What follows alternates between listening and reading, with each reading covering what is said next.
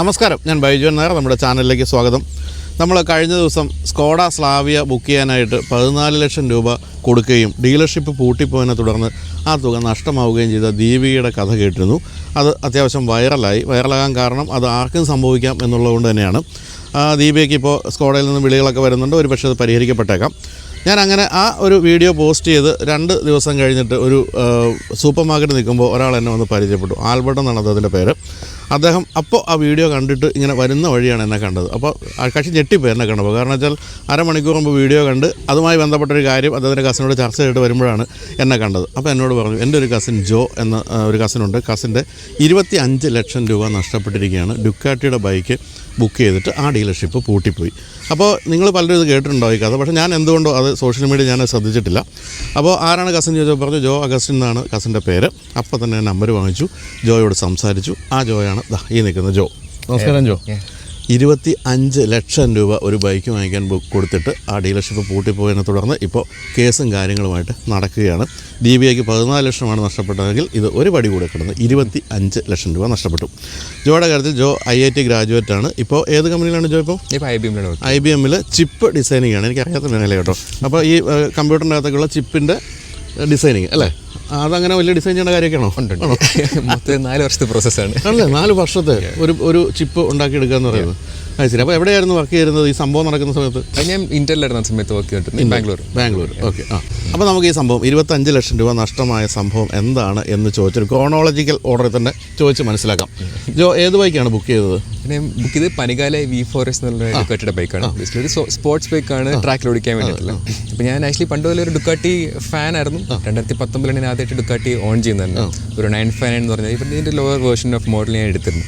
അപ്പോൾ അങ്ങനെയാണ് ഈ ഡുക്കാമ എന്നുള്ള ചാനലൊക്കെ സ്റ്റാർട്ട് ചെയ്ത് ഡുക്കാട്ടി ഫാൻ ആയതുകൊണ്ട്. അപ്പം അങ്ങനെയൊക്കെയാണ് ഒരു 4 വർഷമായിട്ട് ഞാൻ ഡുക്കാട്ടി കൊച്ചിയിൽ തന്നെ വണ്ടി എടുത്തിരുന്നത്. അപ്പം 4 വർഷമായിട്ട് ഞാൻ ഡുക്കാട്ടി കൊച്ചിയിട്ട് വളരെ നല്ല ബന്ധത്തിലാണ്. ഡുക്കാട്ടിയുടെ എല്ലാ പ്രൊഡക്ട്സും ചെയ്താലും നല്ല രീതിയിൽ പ്രൊമോട്ട് ചെയ്യുന്നത്. കാരണം അവർ quality of products are really good. അപ്പോൾ എനിക്ക് പിന്നെ ഒരു സ്റ്റഡ് ഉണ്ടായിരുന്നു ഓഫ് റോഡ് പോകാൻ ഡുക്കാട്ടിയുടെ തന്നെ. അപ്പം ഇതിനിടയ്ക്കാണ് ഈ പനികാല V4S ടെസ്റ്റ് ചെയ്യുന്നത്. അപ്പോൾ ടെസ്റ്റ് ചെയ്തപ്പോഴത്തേക്ക് ആ വണ്ടി ഒരുപാട് എനിക്ക് ഇഷ്ടപ്പെട്ടു. ലൈക്ക് എൻ്റെ ക്യാരക്ടറിന് പറ്റിയ ഒരു വണ്ടിയാണ് എന്ന് തോന്നിയിട്ട് ഞാൻ അത് ബുക്ക് ചെയ്യാണ് ചെയ്തത്. അപ്പോൾ സ്ലെഡ് കൊടുത്തു, അതിൻ്റെ കുറച്ച് പൈസ കിട്ടിയായിരുന്നു. അത് കഴിഞ്ഞിട്ട് അത് ഡൗൺ പേയ്മെൻ്റ് ആയിട്ട് കൊടുത്തിട്ട് ബാക്കി അവരൊന്ന് ഞാൻ ഡുക്കാട്ടി കൊച്ചിയിൽ അപ്രോച്ച് ചെയ്തിരുന്നു. പക്ഷെ അവർക്ക് ഈ എന്താ പറയുക സ്റ്റോക്ക് വണ്ടികളൊന്നും ഉണ്ടായില്ല. VSTയിലാണെങ്കിൽ അവർക്ക് എന്താ ഇയർ ബാക്ക് വണ്ടി ഓർമ്മയുണ്ടായിരുന്നു. VST ആൻഡ് സൺസ് എന്നാണ് അവരുടെ ഡീലർഷിപ്പ്. ബാംഗ്ലൂരും ചെന്നൈ അവരുടെ ഡീലർഷിപ്പ് തന്നെയാണ്. അപ്പോൾ ആ സമയത്ത് 2022 ഞാൻ ബുക്ക് ചെയ്തത് നവംബറിൽ. അപ്പോൾ അവർ പറഞ്ഞു 18 ലക്ഷം രൂപയാണ് V4 സ്റ്റാൻഡേർഡ് V4 ഉണ്ട്, അത് ഇയർ ബാക്ക് ആണ്, അപ്പം അത് കുറച്ച് ഡിസ്കൗണ്ടിലേക്ക് തരാമെന്ന് പറഞ്ഞു. 18 ലക്ഷം രൂപയ്ക്ക് അവർ ഓഫർ തന്നു. അപ്പോൾ ഞാൻ പറഞ്ഞു ഓക്കെ എന്നാൽ എടുത്തേക്ക് അവിടെ നിന്ന് എന്ന് പറഞ്ഞു. ഇവിടെ കൊച്ചിയിലേക്ക് ഞാൻ ചോദിച്ചിരുന്നു. അപ്പോൾ അവർ പറഞ്ഞു ഡീലർഷിപ്പ് ആണല്ലോ, അപ്പം വേറെ കുഴപ്പങ്ങളൊന്നും ഇല്ല എന്ന് പറഞ്ഞു. വാറണ്ടി എല്ലാം കിട്ടും. അങ്ങനെ നവംബറിൽ ബുക്ക് ചെയ്തു. അപ്പോൾ അവർ അക്കൗണ്ട് നമ്പർ അയച്ചു തന്നു. ഞാൻ പേ ചെയ്തു. എന്നിട്ട് ഇമെയിൽ കൺഫർമേഷൻ അവരുടെ 18 ലക്ഷം ഫുൾ എമൗണ്ട് കൊടുത്തു. അത് ലോണായിരുന്നോ അതോ? 8 ലക്ഷം രൂപ എൻ്റെ ഇത് ബൈക്ക് കിട്ടിയ പൈസ ഉണ്ടായിരുന്നു. പിന്നെ ഒരു 10 ലക്ഷം രൂപ ഞാൻ പേഴ്സണൽ ലോൺ എടുത്തിരുന്നു. ഓൾറെഡി എനിക്ക് പേഴ്സണൽ റണ്ണിങ് ആയിരുന്നു. അപ്പോൾ അതുകൊണ്ട് അത് ടോപ്പ് അപ്പ് ചെയ്യാൻ ഈസി ആയതുകൊണ്ട് അങ്ങനെ ഞാൻ എടുത്തു. അപ്പം എന്നിട്ട് ഫുൾ ട്രാൻസ്ഫർ ചെയ്ത് കഴിഞ്ഞിട്ട് എനിക്ക് അവരുടെ ഇമെയിൽ ഡൊമൈനിൽ നിന്ന് തന്നെ മെയിൽ കൺഫർമേഷൻ വന്നതായിട്ട് പേയ്മെൻറ്റ് കിട്ടിയിട്ടുണ്ട്.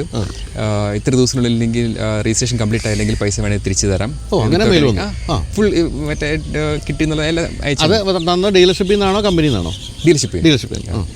അങ്ങനെ ഡിസംബറായി, ജനുവരി എൻഡായിട്ടും വണ്ടി കിട്ടത്തില്ല. വണ്ടി കിട്ടാത്തപ്പോഴത്തേക്കും വീണ്ടും നമ്മൾ എല്ലാ പ്രാവശ്യം 2 പ്രാവശ്യമൊക്കെ പോകുന്നുണ്ട് ബാംഗ്ലൂർ നോക്കാനായിട്ട്. അപ്പം അവർ പറഞ്ഞത് വണ്ടി അവിടെ ഉണ്ട്, ഇയർ ബാക്ക് വണ്ടി കിടപ്പുണ്ടെന്ന് തന്നെയായിരുന്നു. വണ്ടി ഞാൻ പേഴ്സണലി പോയി കണ്ടു. ഇങ്ങനെയൊക്കെയുള്ള മറ്റേ പുതിയ വേർഷൻ V4 അതിൻ്റെ ഫോട്ടോസ് ഒക്കെ എൻ്റെ ഇരിപ്പുണ്ട്. ഫോട്ടോസ് ഉണ്ട്. അതെ, ഷാസി നമ്പറുടെ എല്ലാത്തിൻ്റെ ഫോട്ടോസ് ഉണ്ട്. അപ്പം എന്നിട്ട് അപ്പോൾ അവർ പറഞ്ഞു എന്തോ രജിസ്ട്രേഷൻ്റെ ഡിലേ ഉണ്ട്, ഈ ബാച്ച് വണ്ടികൾക്ക് എന്തോ കുഴപ്പമുണ്ട്. അതുകൊണ്ട് ഞാൻ വേറൊരു വണ്ടി ഇതുപോലെ നമ്മുടെ ചെന്നൈ ഡീലർഷിപ്പിൽ കിടപ്പുണ്ട്. 2 വണ്ടികൾ എന്തോ ഉണ്ട്. ഇപ്പോൾ ബേസിക്കലി മാനുഫാക്ചറിങ് ഡിഫക്റ്റ് ഉണ്ട് അവർക്ക്. അതായത് ECU പോയി BBS എന്ന് പറയുക ബ്ലാക്ക് ബോക്സ് എന്ന് പറയുന്ന സാധനം ഉണ്ടാക്കും. ആ 2 സാധനം പോയിട്ടുണ്ട്. അപ്പോൾ അത് കമ്പനി അക്നോളജ് ചെയ്തിട്ട് 2 പാർട്സും റീപ്ലേസ് ചെയ്തിട്ടുണ്ട്. അപ്പോൾ ഇങ്ങനെ ഒരു ബാഡ് ഹിസ്റ്ററി ഉള്ളതുകൊണ്ട് മാത്രമല്ല 2022 വണ്ടിയാണ്, ഇയർ ബാക്ക് ആണ്. V4S ആണ്. അതിനെന്ന് വെച്ചാൽ ഓലിൻസിന് സസ്പെൻഷൻ വരുന്നുണ്ട്, മാർച്ചിസിന് വീൽസ്, കുറേ അപ്ഗ്രേഡ്സ് ഉണ്ട്. അപ്പോൾ തന്നെ അപ്പോൾ പറഞ്ഞൊരു 3 ലക്ഷം രൂപ കൂടിയിട്ടാൽ മതി, നമുക്ക് എന്താ ആ വണ്ടി തരാം. അതാകുമ്പോൾ ബെറ്റർ ഡീലാണ്. ബട്ട് ഈ ഒരു ബാഡ് ഹിസ്റ്ററി ഉള്ളതുകൊണ്ട് ഡിസ്കൗണ്ട് തരാം. പിന്നെ 3 മാസമായിട്ട് വെയിറ്റിംഗ് ആണ്. നിങ്ങൾ എടുക്കാൻ ഇപ്പോൾ ഇത്രയും പ്രൊമോട്ട് ചെയ്തിട്ടുള്ള നമ്മൾ കമ്പനിക്ക് അറിയാം. കാരണം അവരെൻ്റെ ഇഷ്ടം പോലെ പോസ്റ്റുകൾ അവരടുത്ത് ഷെയർ ചെയ്യുന്നുണ്ട്. അപ്പം അവർ പറഞ്ഞു അത് അക്നോളജ് ചെയ്യാൻ താല്പര്യമുണ്ട്. അപ്പോൾ കമ്പനി ഓൾറെഡി അഗ്രി ചെയ്തിട്ടുണ്ട് ഈ പ്രൈസ് ഓക്കെ 21 ലക്ഷം രൂപയ്ക്ക് V4S ആയിരുന്നു. അല്ലെങ്കിൽ ശരിക്കും എത്ര രൂപയാണ് ആ വണ്ടിക്ക്? ബ്രാൻഡ് ഇപ്പോൾ 2024 ഇപ്പോൾ വാങ്ങണമെങ്കിൽ 21 ആ സമയത്ത് അത്രയില്ല. എനിക്ക് പ്രീവിയസ് ജനറേഷൻ വില കുറവായിരുന്നു. എനിക്ക് ഫസ്റ്റ് ജനറേഷൻ V4S ഇറങ്ങി 30 ലക്ഷം രൂപയ്ക്കാണ് നാട്ടിൽ. പിന്നെ അത് 38 അങ്ങനെ എന്തോ കൂടിയാണ് പോയേക്കുന്നത്. അപ്പോൾ ഇത് പറഞ്ഞു ഓക്കെ ശരി എന്ന് പറഞ്ഞു. ഞാൻ അപ്പോൾ തന്നെ ക്രെഡിറ്റ് കാർഡ് പേയ്മെൻറ്റ് ചെയ്തു. 3 ലക്ഷം എക്സ്ട്രാ പേ ചെയ്തു. അപ്പോൾ എനിക്കൊന്നത് ഫെബ്രുവരി എൻഡിലാണ്, 2022 ഫെബ്രുവരി 23 ഫെബ്രുവരി. എന്നിട്ട് ഈ ദീപികയുടെ ടൈമിലേ തന്നെ കേട്ടോ. എനിക്ക് ആ സമയത്ത് തന്നെ കോവിഡ് കഴിഞ്ഞിട്ട് സ്കാമുകൾ തുടങ്ങുന്നൊരു സമയമായിരുന്നു. അങ്ങനെ 23 മാർച്ചിലായപ്പോഴത്തേക്കും അവർ വണ്ടി എനിക്ക് തന്നു. വണ്ടി എന്ന് വെച്ചാൽ 5-ാം തീയതി എന്താണ് ഡെലിവറി പോലെ എൻ്റെ ഫ്രണ്ട്സ് എല്ലാം പോയിട്ടുണ്ട്. അതിൻ്റെ ഒരു റിവീൽ വീഡിയോ ഒക്കെ ഞാൻ ചെയ്തിട്ടുണ്ട്. അപ്പോൾ അവർ പറഞ്ഞു പക്ഷേ രജിസ്ട്രേഷൻ കഴിഞ്ഞിട്ടില്ല, TP അടിച്ചിട്ടേ ഉള്ളൂ, രജിസ്ട്രേഷന് വേണ്ടി കുറച്ച് ദിവസം തന്നെ എന്ന് പറഞ്ഞു. അപ്പോൾ പറഞ്ഞു ഓക്കെ വണ്ടി അവിടെ വെച്ചു. ഞാൻ ഞാൻ ബാംഗ്ലൂർ ഹൈദരാബാദ് നിൽക്കുന്ന പോകേണ്ട ആവശ്യം കമ്പനി മീറ്റിങ്ങിനൊക്കെ ആയിട്ട്. 2 ആഴ്ച അവിടെ ആയിരുന്നു. തിരിച്ച് വരുമ്പോഴത്തേക്കും നന്നാണെന്ന് പറഞ്ഞു. ആ 2 ആഴ്ച കഴിഞ്ഞ് 4 ആഴ്ച കഴിഞ്ഞ് അപ്പം വീണ്ടും ഞാൻ എല്ലാ മാസവും 2 പ്രാവശ്യം ബാംഗ്ലൂർ പോയി വരും ഇതിനു വേണ്ടിയിട്ട്. പോയി അവസാനം മെയ് ആയപ്പോഴത്തേക്കും ഒരു ദിവസം രാവിലെ എനിക്ക് മെസ്സേജ് അയച്ചു, അതായത് വണ്ടി രജിസ്ട്രേഷൻ കഴിഞ്ഞിട്ടുണ്ട്. എനിക്കിത് മെസ്സേജ് ഒന്നും വരുന്നില്ല. ഞാൻ ആദ്യമായിട്ടാണ് ആക്ച്വലി ഇത് ബ്രാൻഡ് ന്യൂ ബൈക്ക് എടുക്കുന്നത്, ബൈക്കും കാർ എടുക്കുന്നത് ആദ്യമായിട്ടാണ്. അപ്പോൾ എനിക്കറിയത്തില്ല ഈ വാഹനം നിന്ന് മെസ്സേജ് വരും അങ്ങനത്തെ കാര്യങ്ങളൊന്നും എനിക്കറിയത്തില്ലായിരുന്നു. വാഹനം നിന്നാണോ മെസ്സേജ് വന്നത്? ഒന്നും വന്നിട്ടില്ല. പക്ഷെ അവർ പറഞ്ഞു രജിസ്ട്രേഷൻ കഴിഞ്ഞെന്ന് പറഞ്ഞു. അപ്പം ഞാൻ അവിടെ ചെന്നിട്ട് വൈകുന്നേരമാണ് ചെല്ലുന്നത്. പിറ്റേ ദിവസം വൈകുന്നേരം ആകുമ്പോഴത്തേക്കും എൻ്റെ ഫ്രണ്ട്സൊക്കെ ആയിട്ട് ഞാൻ അവിടെ എത്തിക്കഴിഞ്ഞപ്പോഴത്തേക്കും പറഞ്ഞു വണ്ടി അവിടെ ഇരിപ്പുണ്ട്. വണ്ടി കണ്ടു. അപ്പം പറഞ്ഞു ഇന്നലെ നല്ല ഇടിയും മഴയായിരുന്നു. അപ്പോൾ നമ്മൾ 2 മാസമായിട്ട് വണ്ടിയുടെ ചുമ വെച്ചേക്കാണ്. അപ്പോൾ നമ്മൾ ബാറ്ററി മെയിൻറ്റൈനർ പ്ലഗ് ഇൻ ചെയ്തിട്ടാണ് രാത്രി പോയത്, തലേദിവസം രാത്രി പോയത്. അപ്പോൾ ഇടിയും മഴയും വിട്ടിട്ട് ഇതിനെ ഷോർട്ട് സർക്യൂട്ടായി. ഇതുപോലത്തെ 2 ബൈക്കുകളിൽ ഇതുപോലെ അതിൻ്റെ റിലേ അടിച്ചു പോയി. ചിലപ്പം വയറിംഗ് ഇട്ട് പോകാൻ ചാൻസ് ഉണ്ട്. ഇത് സ്റ്റാർട്ടാവുന്നില്ല, അങ്ങനത്തെ ഒരു പ്രശ്നമുണ്ട്. നമ്മുടെ 2 AC-യും സിസ്റ്റം ഒക്കെ അടിച്ചു പോയിട്ടുണ്ടെന്നൊക്കെ പറഞ്ഞു. അപ്പോൾ ഞങ്ങൾക്ക് ആക്ച്വലി എൻ്റെ ഫ്രണ്ട്സ് എപ്പോഴും എൻ്റെ കൂടെ വരുന്നുണ്ട്. അപ്പോൾ ഞങ്ങൾക്ക് അത്രയും കൺവിൻസിങ് ആവുന്നില്ല. കാരണം ഇടിവിട്ടി പോകാനുള്ള എടുക്കാട്ടി കൂടി ഇപ്പോൾ റിലേ പോയി ഫ്യൂസ് പോയി. അപ്പോൾ ഫ്യൂസ് മാറി കഴിഞ്ഞാൽ സാധനം റെഡി. അപ്പോൾ ഇവർ പറഞ്ഞു അപ്പം എന്നിട്ട് പറഞ്ഞു ഞങ്ങൾ രാത്രി ഒരു ട്രൈ ചെയ്യട്ടെ എന്ന് പറഞ്ഞു. അപ്പോൾ അത് ശനിയാഴ്ച ഞങ്ങൾ പോകുന്നു. അപ്പോൾ രാത്രി 9:30 ആയപ്പോഴത്തേക്കും പുള്ളി വിളിച്ചിട്ട് പറഞ്ഞു ഞങ്ങൾ ഇത്ര നേരം ട്രൈ ചെയ്യായിരുന്നു. അപ്പോൾ എന്നിട്ട് പുള്ളിയുടെ സർവീസ് ഹെഡിനെ, അവിടുത്തെ സർവീസ് മാനേജറിനെ, ആക്ച്വലി റാമൻ എന്തുകൊണ്ട് പുള്ളിയുടെ പേര്, പുള്ളീനെ ലൂപ്പ് ചെയ്തിട്ട് പറഞ്ഞു. അപ്പോൾ പുള്ളി പറയുന്നത് സാർ ഞങ്ങൾ ഇത്രയും ട്രൈ ചെയ്യായിരുന്നു, ആ വണ്ടി റെഡി ആവുന്നില്ല, ഞങ്ങൾ പുതിയ പാർട്സ് വെച്ച് നോക്കി, വണ്ടി പാർട്സ് സ്വാപ്പ് ചെയ്ത് നോക്കി, ഒന്നും നടക്കുന്നില്ല എന്ന് പറഞ്ഞു. അപ്പോൾ പറഞ്ഞു എന്നിട്ട് ഈ പുള്ളി വീണ്ടും വിളിച്ചിട്ട് പറഞ്ഞു എടാ ഇത് ഞങ്ങളുടെ ഇഷ്യൂ ആണ്, ഞങ്ങൾ ഡുക്കാട്ടി ഡീലർഷിപ്പിന് ഇഷ്യൂ ആണ്, ഞങ്ങൾക്ക് വേറെ വണ്ടി ഇരിപ്പുണ്ട്, ഞങ്ങളത് അൺബോക്സ് ചെയ്തിട്ട് മണ്ടേ എന്നൊക്കെയെന്ന് പറഞ്ഞു. മണ്ടേ അതും കൊണ്ടേ കാണിച്ചു. പുതിയ വണ്ടി അൺബോക്സ് ചെയ്യുന്നതും മറ്റേ PDA ചെയ്ത് വണ്ടി റെഡിയായി 2 ദിവസത്തിനുള്ളിൽ വണ്ടി രജിസ്റ്റർ ചെയ്യുന്നു പറഞ്ഞു. സെയിം സ്റ്റോറി വീണ്ടും പറയുന്നു. മറ്റേ ബില്ലിങ്ങിൽ എന്തോ ഇഷ്യൂ ഉണ്ട്, അവിടെ RTOക്ക് എന്തോ പ്രശ്നങ്ങളുണ്ട്, എന്തോ സ്കാം നടന്നിട്ടുണ്ട്, അതുകൊണ്ട് കുറേ ഡിലേ ആണ്. പക്ഷേ ആക്ച്വലി അവരെ കുറേ വണ്ടികളിൽ പൈപ്പ് ലൈൻ ഉണ്ടായിരുന്നു. വേറെ കുറേ പേര് ഈ സെയിം സിറ്റുവേഷൻ പറഞ്ഞ് ഞാൻ കേട്ടിട്ടുണ്ട്. ബ്രാൻഡ് വണ്ടി രജിസ്റ്റർ ചെയ്യുന്നില്ല, പേര് മാറാൻ കുറേ ടൈം എടുക്കുന്നുണ്ട് കർണാടകയിൽ എന്നൊക്കെ പറഞ്ഞു. അങ്ങനെ എത്ര മാസം കഴിഞ്ഞു പൈസ കൊടുത്തിട്ട്? ഇപ്പം ഒക്ടോബറായി, കൃത്യം 1 year ആവുന്നു. November 1 year. ഒരു ഇത്രയും പൈസ 21 ലക്ഷം രൂപ ഒരു വർഷം കയ്യിലിരുന്നാലുള്ള ഇൻട്രസ്റ്റ് അല്ലേ? അതിന്റെ EMI പോകുമ്പോഴത്തേക്കും അതിന്റെ ഇൻട്രസ്റ്റ് നമ്മൾ അടയ്ക്കുന്നുണ്ടല്ലേ, പേഴ്സണൽ ലോണല്ലേ. അപ്പൊ ഇതുപോലെ പേഴ്സണൽ ലോണാണ് വണ്ടി കാണേണ്ട കാര്യം പോലും ഇല്ല. എത്ര രൂപ വെച്ചാൽ മാസം പോകുന്നത്? അറൗണ്ട് 45-50. അതിനിടയ്ക്ക് പോയി വരുന്നതിന്റെ ചിലവ് ഇടയ്ക്കിടയ്ക്ക് പോകണം. പിന്നെ മാസത്തിൽ എങ്ങനെ 2 പ്രാവശ്യം പോകും. കാരണം ചേട്ടാ ഇത്രയും പൈസ കൊടുത്ത് ഒന്ന് ആഗ്രഹിക്കുന്ന വണ്ടി, അപ്പം എങ്ങനെയും കിട്ടണം എന്ന് പറഞ്ഞിട്ട് നമ്മൾ ഇത് മൊത്തം ഡ്രീം ചെയ്തിരിക്കുകയുള്ളൂ. അപ്പം എല്ലാ ആഴ്ചയും പോകും, അല്ലെങ്കിൽ മാസത്തിൽ 2 പ്രാവശ്യമൊക്കെ വെച്ചിട്ട് പോകും. ജോയാണ് ഒരു സൗമ്യനായ മനുഷ്യനുണ്ട്. ഞാനൊക്കെ ആയിരുന്നു ആ മാനേരെ കുത്തി കൊന്നിട്ട് ഇപ്പൊ ജയിലിൽ 2 വർഷമായിട്ട് ജയിലിൽ കിടക്കുന്ന സമയമായിരിക്കും. അല്ല ഇപ്പോഴും ചെയ്തല്ലേ, കാരണം അന്നേരം നമ്മൾ എക്സ്പെക്ട് ചെയ്യുന്നില്ലല്ലോ പറ്റിയൊക്കെയാണെന്ന് നമ്മൾ അറിയുന്നില്ലല്ലോ. അങ്ങനെ ഇപ്പം ഒക്ടോബർ ആയപ്പോഴത്തേക്കും ഒരു ദിവസം എൻ്റെ ഫ്രണ്ട് വിളിച്ചിട്ട് പറഞ്ഞു എടാ I think Rakesh got sacked from Ducati എന്ന് പറഞ്ഞു. രാകേഷ് ആണ് ഈ പുള്ളിയുടെ പേര്. പുള്ളിനെ ഇറക്കി വിട്ടു, എന്താ പ്രശ്നം ഉണ്ടെന്ന് തോന്നുന്നു. Dealership cut ചെയ്തെന്നോ? ഡീലർഷിപ്പിൽ നിന്ന് ഇറക്കി വിട്ടു, പുള്ളി റിസൈൻ ചെയ്തു. ഈ പറഞ്ഞ സർവീസിന്റെ ഹെഡ് ഓഫ് ഓപ്പറേഷൻസിനാണ് നമ്മൾ എപ്പോഴും കോൺടാക്ട് ചെയ്യുന്നത്, അവിടുത്തെ ഏറ്റവും ടോപ്പ് ലെവൽ മാനേജറിന്. പുള്ളിയാണ് നമുക്കിതെല്ലാം സെറ്റ് ചെയ്ത് തരുന്നത്, പിന്നെ ക്വസ്റ്റ്യൻ ചെയ്യേണ്ട ആവശ്യമുള്ളൂ. എന്നിട്ട് അപ്പം ഞങ്ങൾക്ക് ചെറിയ ഡൗട്ട് അടിച്ചിട്ട് പിറ്റേ ദിവസമാണ് പറയുന്നത് എന്തോ കുറേ ഗ്രൂപ്പുകളിലേക്ക് ഇതുപോലെ മെസ്സേജ് വരുന്നു, ഇങ്ങനെ കുറേ പ്രശ്നങ്ങൾ BST എന്നുള്ള ഷോറൂമിൽ നടക്കുന്നുണ്ട്, നിങ്ങൾ ആരെങ്കിലും ഇമ്പാക്റ്റ് ഉണ്ടെങ്കിൽ ഉടനെ കോൺടാക്ട് ചെയ്യണം എന്നൊക്കെ പറഞ്ഞിട്ട്. അപ്പോൾ പിറ്റേ ദിവസം എൻ്റെ ഫ്രണ്ട്, ഞാൻ അപ്പോൾ നാട്ടിലാണ്, ഫ്രണ്ട്സിൻ്റെ 2 പേര് ശനിയാഴ്ച രാവിലെ അങ്ങോട്ട് പറഞ്ഞു വിട്ടും ചേട്ടൻ ഒന്ന് പോയി നോക്കാമെന്ന് ചോദിച്ചിട്ട് പുള്ളി അപ്പോൾ പോയി നോക്കുമ്പോഴത്തേക്കും കുറേ പോലീസുകാരൊക്കെ ഉണ്ട്, കസ്റ്റമേഴ്സ് എല്ലാം കൂടെ തന്തക്ക് വിളിച്ചുകൊണ്ടിരിക്കുന്ന ആൾക്കാരുടെ. അപ്പം നമ്മൾ ചീത്ത വിളിക്കാനൊന്നും പോയിട്ടില്ല, ചീത്ത വിളിച്ചിട്ട് കാര്യമില്ല. അപ്പോൾ നേരെ പോയിട്ട് കാര്യം ചോദിച്ചു, എന്താ പ്രശ്നം ചോദിച്ചു. ആരോട് ചോദിച്ചപ്പോൾ അവിടെ പുതിയ ഹെഡ് ഓഫ് ഓപ്പറേഷൻ അപ്പോയിന്റ് ചെയ്തായിരുന്നു. പുള്ളിയുണ്ട്, പിന്നെ അവിടുത്തെ സെയിൽസ്മാൻ. നമുക്ക് എപ്പോഴും സ്ഥിരം പോകുമ്പോഴത്തെ നമ്മളൊരു 10-40 പ്രാവശ്യം പോയല്ലോ ഷോറൂമിലും. എല്ലാവരും ഇവർ വരുന്നേക്കാൾ മുമ്പേക്കും നിൽക്കുന്നത് നമ്മുടെ ഷോറൂമിൽ പോയി നിൽക്കുന്നത്. ഇവരിറങ്ങി കഴിഞ്ഞിട്ട് നമ്മൾ ഷോറൂമിൽ ഇറങ്ങി പോകത്തുള്ളൂ. പല ദിവസങ്ങളിൽ രാവിലെ ഒരു 9 മണിക്ക് ചെന്ന് കഴിഞ്ഞാൽ രാത്രി 7 മണി 8 മണി വരെ ഞങ്ങൾ കൂട്ടർ മൊത്തം ഇവിടെ ഇരിക്കും വണ്ടി തരാൻ വേണ്ടിയിട്ട്. കുറേ പേരൊക്കെ വർക്ക് ചെയ്തുകൊണ്ടിരുന്നത് ഡുക്കാട്ടി വെച്ചിട്ടാണ്. അപ്പോൾ ഇതും കഴിഞ്ഞ് അപ്പം അവർ പറയുന്നു എനിക്ക് 2 വണ്ടി തന്നിട്ടില്ലേ. അതിനകത്ത് ഫസ്റ്റ് വണ്ടി തന്നിട്ട് അവിടുത്തെ ആൾ പറഞ്ഞാണ് അത് വേറൊരാൾക്ക് ഉടനെ മറിച്ച് വിട്ടത്. രണ്ടാമത്തെ വണ്ടി എനിക്ക് തന്നില്ല, മെയിൽ എന്തോന്ന് തന്നത്. അതും ഇതുപോലെ തന്നെ രജിസ്ട്രേഷൻ ഡിലേ എന്ന് പറഞ്ഞത് ആക്ച്വലി വേറെ ആൾക്ക് മറിച്ച് വിട്ടിരുന്നു. ഈ 2 വണ്ടി വേറെ 2 ആൾക്കാർ ഇരിപ്പുണ്ട്. 2 ഷാസി നമ്പറിൻ്റെ ഇരിപ്പുണ്ട്, പക്ഷേ 2 വേറെ ആൾക്കാരായിട്ടുണ്ട്. ഇതിനകത്ത് രണ്ടാമത്തെ വണ്ടിയുടെ വാറണ്ടിക്ക് ആക്ടിവേറ്റ് ചെയ്യുന്നത് എൻ്റെ പേരിലാണ്. എനിക്കിപ്പോൾ മൈ ഡുക്കാട്ടി ആപ്പില് മറ്റേ അവരുടെ സെർവറിൽ കണക്ട് ചെയ്യുന്ന ആപ്പുണ്ട്. അതെടുത്ത് കഴിഞ്ഞാൽ ഇതിൻ്റെ സർവീസ് ഹിസ്റ്ററി, എത്ര ഓടി, വാറണ്ടി ഡീറ്റെയിൽസ്. നമ്മുടെ 2 വണ്ടിയും 2 വണ്ടിയില്ല, ഒരു വണ്ടിയുടെ ഉള്ളൂ, മറ്റേ വേറെ ആരുടെ പേരിലാണ്. ശരി. അപ്പോൾ ഇത് ശരിക്കും എന്തായിരുന്നു സംഭവിച്ചത്, എന്താണെന്നാണ് ജോയ്ക്ക് തോന്നുന്നത് സംഭവം? എനിക്കറിയത്തില്ല. എനിക്ക് actually from A third person വ്യൂവിൽ കേട്ടാ നമുക്ക് ഇവരുടെ ഇന്റേണൽസ് ഒന്നും അറിയത്തില്ല. ഇപ്പോൾ ഇവർ പറയുന്ന കുറേ ന്യൂസ് ആർട്ടിക്കൽസ് ഒക്കെ ഉണ്ട് ഇതിൻ്റെ സ്കാമിന് വെച്ചിട്ട്. ഇവർ പറയുന്ന 29 വണ്ടികളോ 22 വണ്ടികളെന്തോ ഇതുപോലെ സ്കാമിൽ പെട്ടിട്ടുണ്ട്. ഞങ്ങളുടെ അടുത്ത് അന്ന് പോയപ്പോൾ പറഞ്ഞത് വേറെ വലിയ നമ്പറാണ്. അതൊന്നുമല്ല പുറത്തുനിന്ന്. എനിക്ക് അറിയത്തില്ല ഈ കാര്യങ്ങൾ എന്താ. പിന്നെ ഇവർ ഇൻവോയ്സ് ചെയ്തിട്ടുണ്ടോ, എനിക്ക് ആക്ച്വലി ഇവരുടെ വണ്ടിയുടെ ഇൻവോയ്സ് തന്നിട്ടുണ്ട്. ഡുക്കാട്ടി ലെറ്റർ ഹെഡിൽ പ്രോപ്പർട്ടി സിഗ്നേച്ചർ എല്ലാം വെച്ചിട്ട്. അത് ഡീലർഷിപ്പിൻ്റെ ഡുക്കാട്ടി ഇന്ത്യയുടെ എന്താ ഡുക്കാട്ടി VST എന്നൊക്കെ പറഞ്ഞ് എഴുതിയിട്ടുള്ള സാധനമാണ്. ഇവർ പറയുന്നത് ഫേക്കാണ്. അവർ തന്നെ പറയാം അവിടെ തന്നെ ഫേക്കാണ്. നമ്മൾ സംഭവം പുറത്ത് വന്നിട്ട് പോയി ചെക്ക് ചെയ്താൽ എൻ്റെ ഇൻവോയ്സ് ഉണ്ടെന്ന് പറയുമ്പോഴത്തേക്ക് ഇത് ഫേക്കാണ്. ആസ് എ തേർഡ് കസ്റ്റമർ നമുക്ക് ഒരിക്കലും എക്സ്പെക്ട് ചെയ്യാൻ പറ്റുന്നില്ല. കാരണം നമുക്ക് ഇവിടെ നിന്ന് തരുന്ന സാധനം ഫേക്കാണ്, പിന്നെ എവിടെ നിന്ന് പോയി വാങ്ങും. അങ്ങനെ അപ്പോൾ ഈ ഇതിൻ്റെ MD പോലുള്ള ആൾക്കാരൊന്നും ഇതിനെ കാണാൻ പറ്റിയിട്ടില്ല VST? ഇല്ല. ഇപ്പോഴും എക്സിസ്റ്റിംഗ് ആണോ ഈ ഒരു ഗ്രൂപ്പ്? റണ്ണിംഗ് ആണ്. ഏത്? VST ആൻഡ് സൺസിൻ്റെ ഡുക്കാട്ടി ഷോറൂം ഇപ്പോഴും റണ്ണിംഗ് ആണ്. ഷോറൂം ഇപ്പോഴും റണ്ണിംഗ് ആണ്?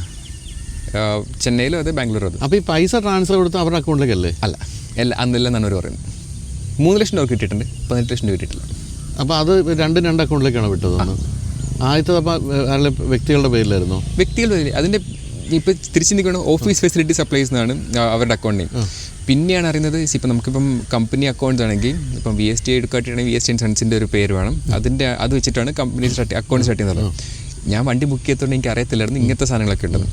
എനിക്കിത് പൊതുവെ ആർക്കും തന്നെ അറിയത്തില്ല. ഫ്രണ്ട്സ് ആരും ബുക്ക് ചെയ്തിട്ടില്ല ഇങ്ങനത്തെ. ഇപ്പം ഫസ്റ്റ് ഡുക്കാട്ടി എടുക്കുമ്പോഴാണെങ്കിലും ഞാൻ ചെക്ക് ചെയ്തിട്ടില്ല ഏത് അക്കൗണ്ടിലേക്ക് ഞാൻ പേ ചെയ്യുന്നത്.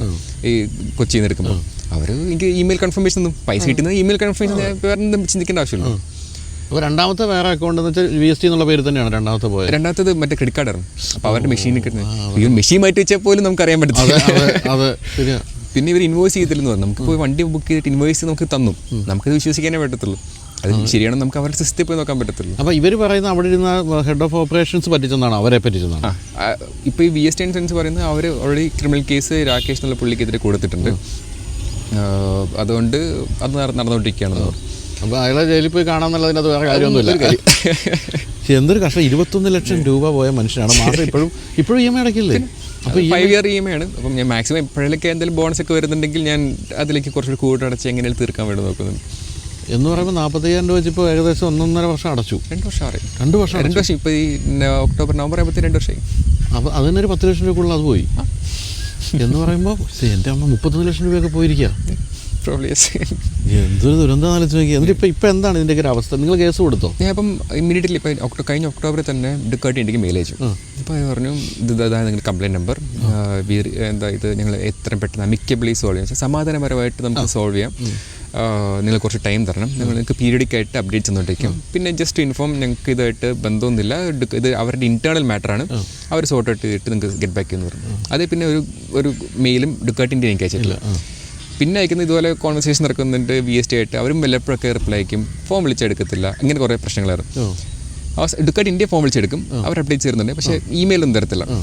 ഏതൊരു പ്രാവശ്യം എനിക്കിത് മാർച്ച് കഴിഞ്ഞപ്പോഴത്തേക്കും ഇതുപോലെ ഒരു പ്രോമിസ് ചെയ്ത കാര്യങ്ങളൊന്നും തരുന്നില്ല. അപ്പോൾ ഞാൻ പറഞ്ഞു ഞാൻ എന്തായാലും ഇനി ലീഗലി മൂവ് ചെയ്യാണ്, ഞാൻ സോഷ്യൽ മീഡിയയിൽ ഈ സാധനം ഇടുമെന്ന് പറഞ്ഞു. അപ്പോഴാണ് രണ്ടാമത്തെ ഇമെയിൽ ഡുക്കാട്ടിൻ്റെ എന്ന് പറയുന്നത്, പ്ലീസ് ലുക്ക് ഇൻ ടു ദിസ് എന്ന് പറഞ്ഞിട്ട് VSTയോട് നോക്കാൻ പറഞ്ഞു. അതിന് അവർക്ക് റിപ്ലൈ ഇല്ല. എന്നിട്ട് ഞാൻ വീഡിയോ ഇട്ട് കഴിഞ്ഞപ്പോഴാണ് പിന്നെ ഡുക്കാട്ടിൻ്റെ മെയിൽ വരുന്നത്. അത് നിങ്ങളുടെ മലീഷ്യസ് ആയിട്ടുള്ള കണ്ടൻറ്റാണ്, നിങ്ങൾ ഡിഫമേഷൻ ചെയ്യാണ്, ഇതൊന്നും ശരിയല്ല എന്നുള്ള രീതിയിൽ പറഞ്ഞു. നിങ്ങളെ 5 വർഷമായിട്ട് ഞാൻ സപ്പോർട്ട് ചെയ്യുന്നതാണ്, കസ്റ്റമറാണ് ഞാൻ. ഇതും നിങ്ങൾക്കറിയാൻ തെറ്റ് പറ്റിയത് ഡീലറിൻ്റെ അടുത്തു നിന്നാണെന്ന്. എന്നിട്ട് നിങ്ങൾ ഈ സൈലൻസ് കീപ്പ് ചെയ്യുന്നത് വളരെ മോശമാണ്. പിന്നെ വീഡിയോ പറഞ്ഞ കാര്യങ്ങളെല്ലാം പക്കയായിട്ട് എനിക്ക് പ്രൂഫുള്ള സാധനങ്ങളാണ് പറഞ്ഞു. എന്താണ് മലീഷ്യസ് ആയിട്ട് ചോദിച്ചത്, തെറ്റായിട്ടുള്ള ഇൻഫർമേഷൻ എന്ന് ചോദിച്ചു. പറഞ്ഞു VST ഡുക്കാട്ടി ഓതറൈസ് ഡീലറല്ല, പക്ഷേ VST ആൻഡ് സൺസ് ഓതറൈസ് ഡീലറാണ്. അതാണ് തെറ്റ്. അതുകൊണ്ട് വീഡിയോ പിന്നെ പറഞ്ഞു. പിന്നെ അവർ ടോൺ മാറി. അത് പറയുന്നത് നിങ്ങൾ എന്നെ കുറച്ചുകൂടെ ഞങ്ങളെ കുറച്ചുകൂടെ എന്താ പറയുക കോപ്പറേറ്റ് ചെയ്യണം. നിങ്ങളുടെ ഡുക്കാമ എന്നുള്ള ചാനൽ ഇനിയും ഡുക്കാട്ടിനെ പ്രൊമോട്ട് ചെയ്യാൻ വേണ്ടി തന്നെ യൂസ് ചെയ്യണം.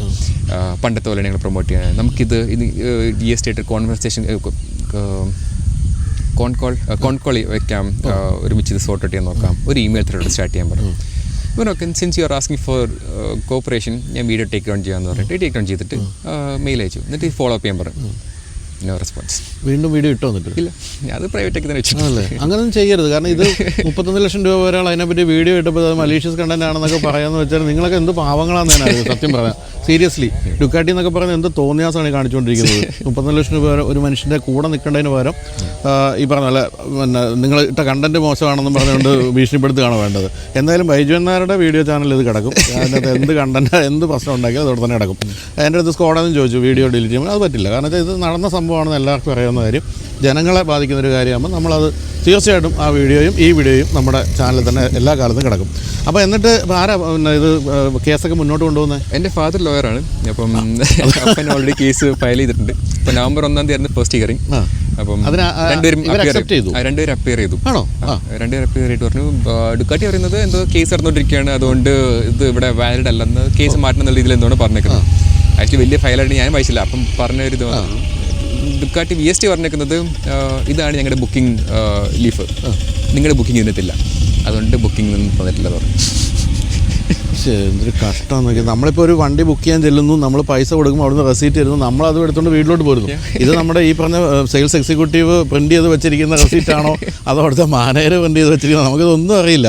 ശരിക്കും പറഞ്ഞാൽ നിങ്ങളൊക്കെ നിൽക്കുന്നൊരു വലിയ എന്താ പറയുക തീ കുണ്ടത്തിൻ്റെ മുകളിലാണെന്ന് മനസ്സിലാക്കുക. വണ്ടി വാങ്ങിക്കാൻ വേണ്ടി ഇന്ന് നിങ്ങൾ ഒരു ഡീലർഷിപ്പിലേക്ക് പോവുകയാണെങ്കിൽ പോലും നിങ്ങൾക്ക് കിട്ടാൻ പോകുന്ന റെസീറ്റ് ഒറിജിനലാണോ നിങ്ങൾക്ക് അറിയില്ല, നിങ്ങൾ കൊടുത്ത പൈസ ഈ കമ്പനിയുടെ അക്കൗണ്ടിലേക്കാണോ പോയതെന്ന് അറിയില്ല, നിങ്ങൾ ബുക്ക് ചെയ്യാൻ പോയപ്പോൾ ഒരു മാരുതിയുടെ വാഹനം എന്നിരിക്കട്ടെ, ഇത് മാരുതി അറിയുന്നുണ്ടോ എന്ന് നിങ്ങൾക്ക് അറിയില്ല, ഒന്നും അറിയില്ല. നിങ്ങളുടെ പൈസ വെറുതെ ഇങ്ങനെ പോകുന്നു എന്നല്ലാതെ ഭാഗ്യമുണ്ടെങ്കിൽ വണ്ടി കിട്ടുന്നു. ആ അവസ്ഥയിലേക്കാണ് കാര്യങ്ങൾ പോകുന്നത്. ഇപ്പം നമ്മൾ ദീപികയുടെ വീഡിയോ ഇട്ടപ്പോൾ അതിൻ്റെ താഴെയുള്ള കമൻറ്റുകൾ നിങ്ങൾ നോക്കിയറിയാം എത്ര പേരുടെ പൈസ പോയിട്ടുണ്ടെന്നറിയാം. ഇപ്പോൾ പൂട്ടിപ്പോയ ചില NCS ഉണ്ടായൊക്കെ പോലുള്ള കമ്പനികളിൽ നിന്ന് ഇഷ്ടംപോലെ ആൾക്കാരുടെ പൈസ പോയിട്ടുണ്ട്.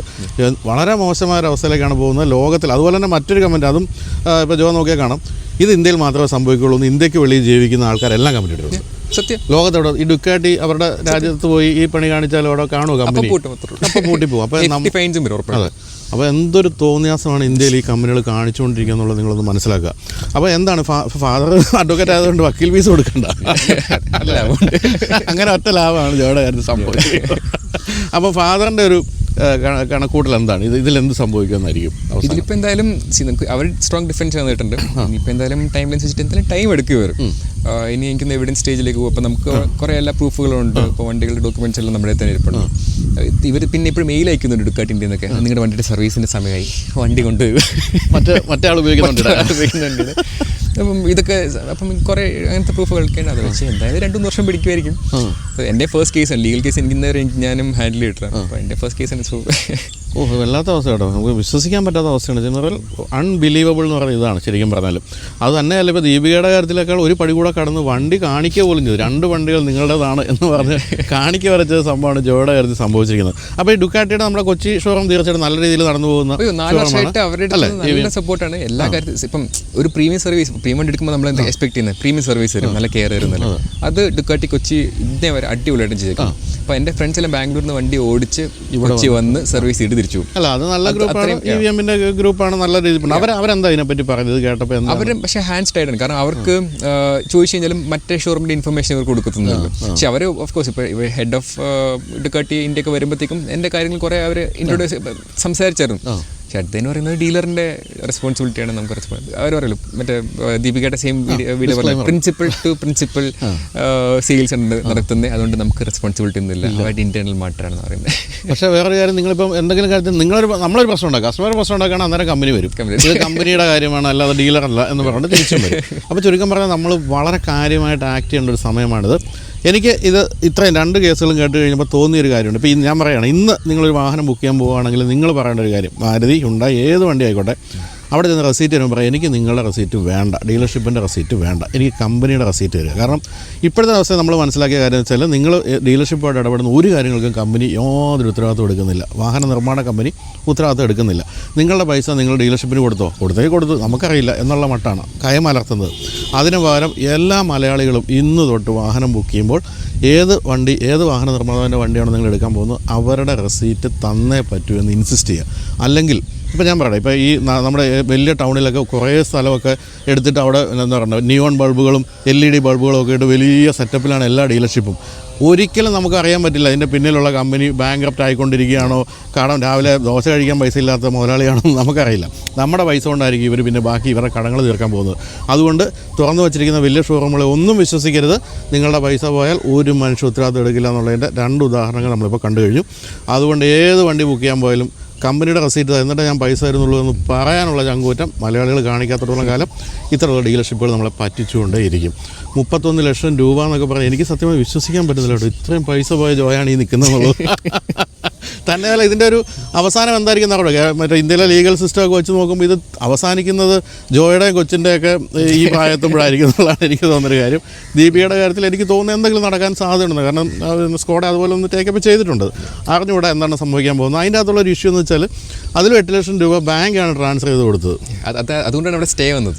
അല്ലെങ്കിൽ എനിക്ക് ആ സ്റ്റേ കാരണം പേഴ്സണൽ ലോണാണ്. അപ്പോൾ ഞാൻ പറഞ്ഞതെന്ന് വെച്ചാൽ ആ പൈസ 8 ലക്ഷം രൂപ ഡീലർഷിപ്പിലേക്ക് ബാങ്ക് ട്രാൻസ്ഫർ ചെയ്തു. അതിന് സ്കോഡ ഉത്തരവാദി അല്ലാന്ന് സ്കോഡ പറയുന്നു. ഇപ്പോൾ ഈ കാര്യത്തിൽ ആരാണ് ഉത്തരവാദി? നമ്മുടെ പൈസ പോയപ്പോൾ ആരും ഉത്തരവാദിത്തം ഇല്ല എന്നുള്ളതാണ് ഇതിൻ്റെ അകത്തൊരു കാര്യം. എന്തായാലും ഡുക്കാട്ടി തോന്നിയാസമൊക്കെ അവസാനിപ്പിച്ച് ഈ പറഞ്ഞ ഡീലർഷിപ്പുമായിട്ട് ബന്ധപ്പെട്ട് പൈസ വാങ്ങിച്ചു കൊടുക്കുക എന്നുള്ള അല്ലെങ്കിൽ വണ്ടി കൊടുക്കുക എന്നുള്ള ഏറ്റവും പ്രധാനപ്പെട്ട കാര്യമാണ്. അതിനുശേഷം ഡുക്കാട്ടി ഉപയോഗിച്ചോ? ഇല്ല. അത് ഞാൻ ഓൾറെഡി പറഞ്ഞിരുന്നു, ഇനി ഡുക്കാട്ടി ബ്രാൻഡ് ബൈക്ക് ഒരിക്കലും ഞാൻ എടുക്കത്തില്ല, കാരണം അവർ അതുപോലെയാണ് ബിഹേവ് ചെയ്തേക്കുന്നത്. ഒന്ന് ആലോചിച്ച് നോക്കി, 5 വർഷം ഡുക്കാട്ടിയെ സ്നേഹിച്ച് ഡുക്കാമാൻ എന്ന പേരിൽ യൂട്യൂബ് ചാനൽ പോലും തുടങ്ങിയ അത്രയധികം ബ്രാൻഡിനെ സ്നേഹിച്ചൊരു മനുഷ്യൻ ഇനി അത് എടുക്കില്ല എന്ന് പറയിപ്പിച്ചു എന്നുള്ളതാണ് ഈ ഡുക്കാട്ടി കമ്പനിയും VST എന്ന് പറയുന്ന കമ്പനിയും കൂടെ ചെയ്തിരിക്കുന്നത്. ഇതൊരു 8 മാസത്തെ ഓർക്കാൻ ആഗ്രഹിക്കാത്തൊരു സ്റ്റോറിയാണ്. കാരണം എപ്പോൾ ഓർത്താലും ആ ഒരു സ്ട്രെസ് നല്ലപോലെ സ്ട്രഗിൾ ചെയ്തൊരു ടൈമാണ്. അപ്പോൾ അതിൻ്റെ ഫാമിലിനെ കുറേ എഫക്ട് ചെയ്യുന്നുണ്ടായിരുന്നു. അപ്പോൾ അതുകൊണ്ടാണ് ഞാൻ ഡിസംബറിൽ ഡിസൈഡ് ചെയ്തത് ഇനി ഇതിനെക്കുറിച്ച് എനിക്ക് വറി ചെയ്തിട്ട് കാര്യമില്ല, മൂവ് ഓൺ ചെയ്യണമെന്ന് പറഞ്ഞിട്ടാണ് ഞാൻ ജാനുവരി തൊട്ട് മറ്റേ റീബിൽഡ് സീരീസ് ഒക്കെ സ്റ്റാർട്ട് ചെയ്ത് കൊണ്ടുപോയത്. പിന്നെ ഇപ്പം എന്തുകൊണ്ട് ഇപ്പോൾ പറയുന്നത് വെച്ച് കഴിഞ്ഞാൽ ഇപ്പോൾ ചേട്ടൻ്റെ വീഡിയോ വന്നപ്പോഴത്തേക്കും അതായത് എനിക്ക് മനസ്സിലായത് ബൈക്കേഴ്സിന് കുറേയൊക്കെ അറിയാം എൻ്റെ ഈ ഇങ്ങനത്തെ സ്കാം ഉണ്ടായിരുന്നു, മെജോറിറ്റി ക്രൗഡിന് അറിയത്തില്ല. സോ അതുകൊണ്ട് ഞാൻ ഇപ്പം ഈ ചേട്ടൻ്റെ സ്റ്റോറി കൂടി പറയാനായിട്ട് ഇൻട്രസ്റ്റ് കാണിച്ചു. ഏറ്റവും കൂടുതൽ ബുക്ക് ചെയ്യപ്പെടുന്ന ബൈക്കുകളാണ്. ഈ ബൈക്കുകളുടെ ഈ പറഞ്ഞ ഡീലർ പ്രിൻസിപ്പൾ എന്ന് പറയുന്നത് ഈ കാറുകളുടെ പോലെ അത്രയും പൈസ ഉള്ളവരും ആയിരിക്കില്ല. എപ്പോൾ വേണേലും പൂട്ടിപ്പോകാവുന്ന അവസ്ഥയിൽ ഇഷ്ടം പോലെ 2 വീലർ ഷോറൂമുകളുണ്ട്. അപ്പം നിങ്ങൾ ഏത് വണ്ടി വാങ്ങിക്കാൻ പോയാലും ഇന്ന് തൊട്ട് അത് ധൈര്യമായിട്ട് പറഞ്ഞു, 2 വീഡിയോ കണ്ടിട്ടുണ്ട്. അതുകൊണ്ട് നിങ്ങളുടെ റെസീറ്റ് വേണ്ട കേട്ടോ, കമ്പനിയുടെ റെസീറ്റ് എന്ന് വാങ്ങിക്കണം. അതൊരു വലിയ മൂവ്മെൻ്റ് ആയിട്ട് കേരളത്തിൽ പടരട്ടെ എന്നാണ് ഞാൻ ആഗ്രഹിക്കുന്നത്. ഇനി ഒരിക്കലും ആരും പറ്റിക്കപ്പെടാൻ പാടില്ല. അപ്പം ഞാൻ ദീപികയുടെ വീഡിയോയുടെ അവസാനം പറഞ്ഞില്ല, എന്താണ് പറയേണ്ടതെന്ന് എനിക്ക് അവർ അവസാനിപ്പിക്കുന്നത് എന്താണ്. അത് 14 ലക്ഷം, ഇത് 31 ലക്ഷം, അതിൻ്റെ കൂടെ 10 ലക്ഷം രൂപയോളം EMI അടച്ചു എല്ലാം കൂടെ പോയി 45 ലക്ഷം രൂപയിലേക്കൊക്കെ എത്തിക്കൊണ്ടിരിക്കുകയാണ്. 45 ലക്ഷം രൂപ അല്ലേ? ഭയങ്കര തന്നെ. എന്താണ് ഈ പറയേണ്ട അറിഞ്ഞൂടെ. എന്തായാലും എല്ലാവരും ഈ പറഞ്ഞ പോലെ കാര്യങ്ങൾ ഇതുപോലെ ശ്രദ്ധിച്ച് മാത്രം മൂവ് ചെയ്യുക. ഒരു ഡീലറുടെയും വലിയ ഡീലർഷിപ്പാണെന്നൊന്നും കണ്ടിട്ട് നിങ്ങൾ അത് ബാങ്ക്രപ്റ്റ് അല്ല എന്ന് വിചാരിക്കരുത്. അപ്പോൾ താങ്ക് യു സോ മച്ച് തൊടുപുഴയിൽ നിന്നും കാര്യങ്ങൾ സംസാരിക്കാൻ രാവിലെ വന്നതിന്. അപ്പോൾ എന്തായാലും ഓൾ ദ ബെസ്റ്റ്. ഏതായാലും വക്കീൽ ഫീസ് കൊടുക്കാതെ അതിനുള്ള ഭാഗ്യം മാത്രമാണ് ദൈവം കൊടുത്തത് ജോയ്ക്ക്. അപ്പോൾ എല്ലാ ആശംസകളും. ശരി, താങ്ക് യു.